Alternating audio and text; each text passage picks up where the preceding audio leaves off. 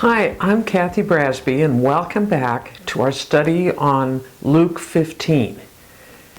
If you'll recall, the first lesson had to do with Jesus encountering Pharisees who were murmuring and complaining because Jesus was choosing to fellowship, to eat with outsiders, unclean, sinners, tax collectors.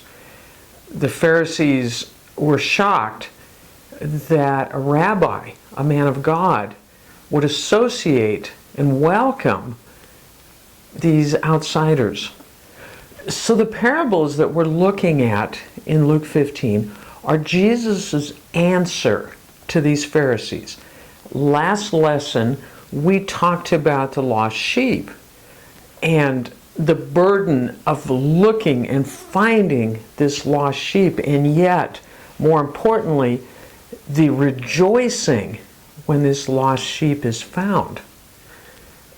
Remember, Jesus is talking to these Pharisees, and he's saying, as we have lost these people, these outsiders, we now rejoice as they come back to God. He will continue this idea in the parable we're going to look at today, the parable of the lost coin. So let's read our text, Luke 15, 8 through 10. Or suppose a woman has 10 silver coins and loses one. Doesn't she light a lamp, sweep the floor, and search carefully until she finds it? And when she finds it, she calls her friends and neighbors together and says, "Rejoice with me, I have found my lost coin."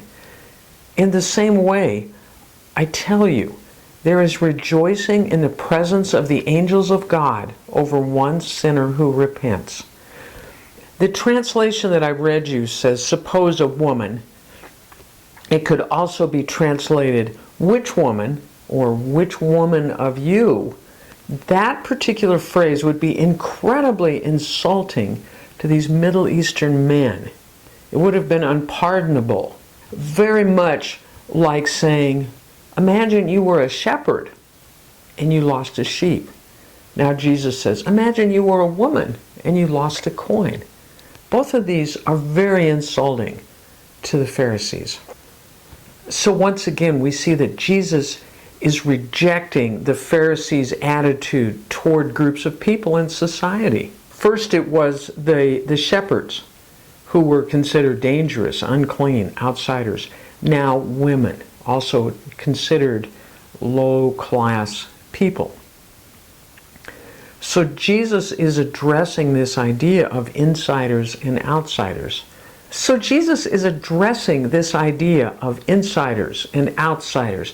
He's talking racially, he's talking gender, he's talking social class, insiders versus outsiders.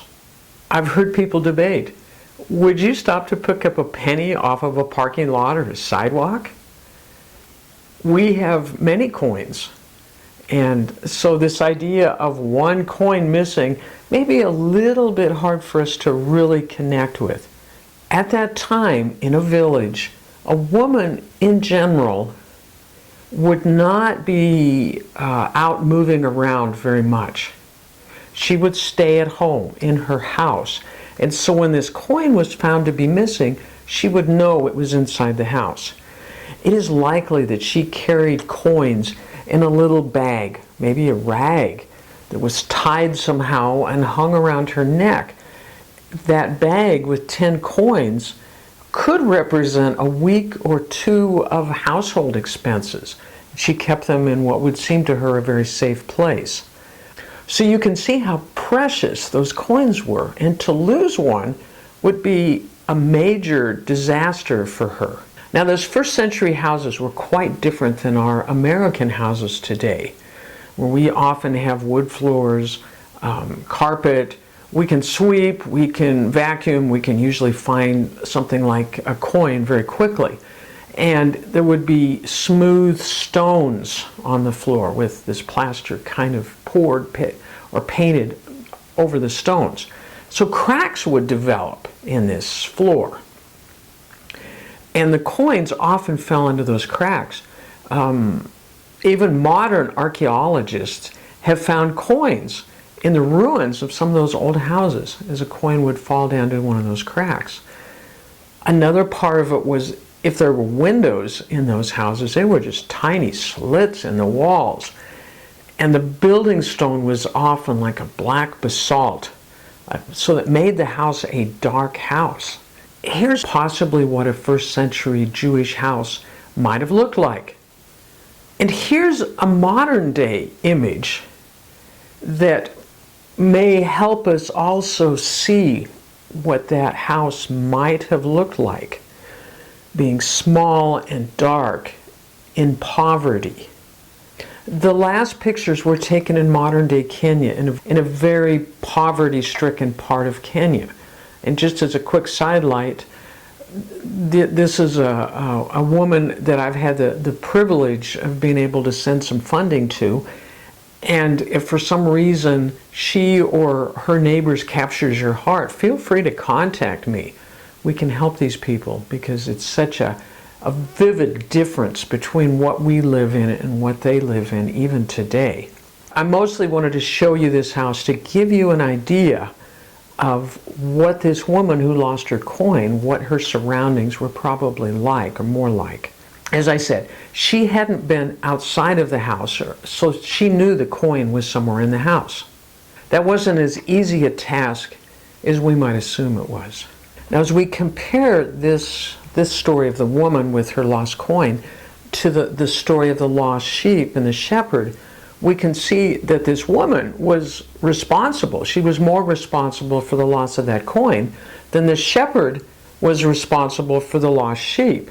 We could excuse the shepherd for losing the sheep. After all, he had 100 sheep, and sheep can walk off on their own. The wilderness was vast. But this peasant woman could blame no one but herself. And it's certainly possible as she's searching, as she's just criticizing herself. How could I lose this coin?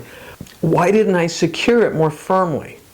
Why didn't I tie my cloth more tightly? Now this remorse, this desperation, comes from this sense of responsibility, and she knew that she was responsible. And when she finds a coin, her joy, like that of the shepherd, is great, and it needs to be shared. The cool thing about those ancient villages, those tight-knit group of people, they had such simple joys. A woman finding a lost coin is an event, is a celebration. It's a reason to come together and maybe share some food and some music, certainly celebrate together. So Jesus is already implying to the Pharisees that finding a lost coin merits a celebration, a party. Wouldn't you think finding a lost tax collector would have caused a similar joyous celebration? Let's look at some parallels between the parable of the sheep and the shepherd and then this parable of the woman with the lost coin. Both the shepherd and the woman lost something of value.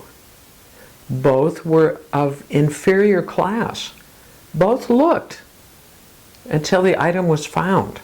Both called together friends and neighbors. Both were joyful when the object is found. The story of a housewife finding a coin that's worth a little more than a penny and rejoicing over it gives us a new thought, that it doesn't require things of great value for us to celebrate.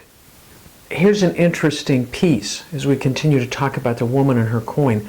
The word coin in the Greek can also mean those that have moved away or departed. And it probably was a deliberate play on words. And it, again, kind of helps anchor what Jesus is trying to say about those who have moved away, those who were lost. So what that means is that the coins really are an excellent representation, in a sense, of people who have somehow moved away, departed, rolled away, the coin did, but they're lost. And yet, they're within reach. The coin was within the house, ready to be swept up or discovered, and these people are kind of like the coin. They've rolled away, they're lost, but they're within reach. We can still find them. And so the parable really emphasizes the joy of the recovery. Come and celebrate with me, she says. The shepherd said, come and celebrate with me. The lost has been found. Jesus is really cementing his point to the Pharisees. Celebrate with me. I am seeking the lost and I'm finding some. Come celebrate with me. In our next lesson, we will roll into a very familiar parable, the prodigal son. And there's a lot to unpack in that one, much more than what we've had in the shepherd and the coin stories. So I want to begin to set the stage for that. There are parallels between these stories that I want to point out to you. We start with the actor in the drama. And with the lost sheep, that is the shepherd. The lost coin is the woman. The lost son is the father. Those have a parallel with Jesus. The next group involves these sinners, these lowlights, these unclean people. In the lost sheep, those parallel with lost sheep. The lost coin parallels with the lost coin, and the lost son parallels with the prodigal. The third group, we start with the Pharisees as the actors. Then we go to the lost sheep, and that would be the 99 that would parallel with the Pharisees. With the lost sheep, that would be the 9 coins that were not lost. And the lost son, we can see a parallel between the Pharisees, 99 sheep, the 9 coins, and then the older son.